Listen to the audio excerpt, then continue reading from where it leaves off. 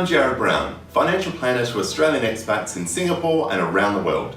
Welcome to my video series where we explore the key personal finance topics for Australians at home and abroad. Today, we're exploring the simple and often ignored financial strategy of setting up your emergency fund.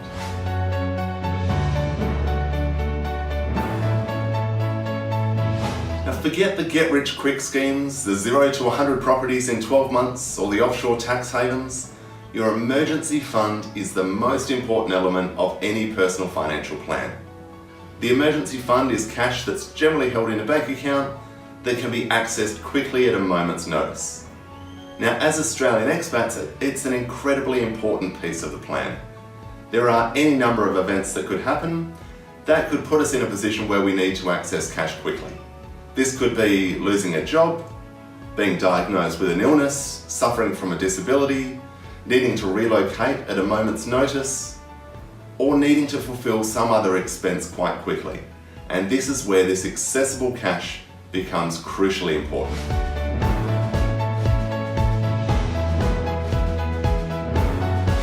When it comes to deciding how much you should have in your emergency fund, the best starting point is to sit down and work out your fixed monthly expenses. This will include items like rent, school fees, utilities, internet, transport, insurance fees, any other memberships, costs that you can't simply decide not to pay because you don't have the cash or the income available.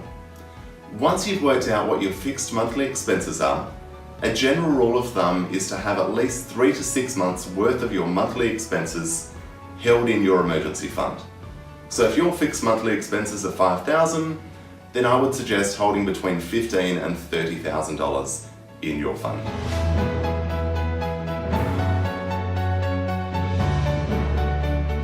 Given the very nature of the fund, it needs to be both liquid and accessible at a moment's notice.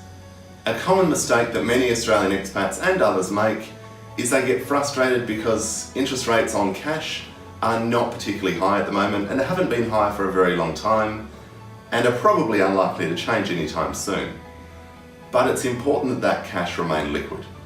So when you look at where should you actually keep that fund, generally it's in a bank account that can be accessed quickly, or if you have investment properties in Australia, holding that cash in the offset account may also be a sensible option.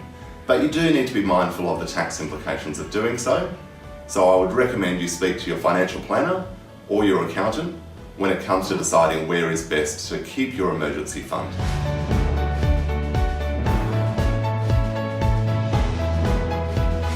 If you don't already have an emergency fund set up, then start putting a little bit away each month to start building it up.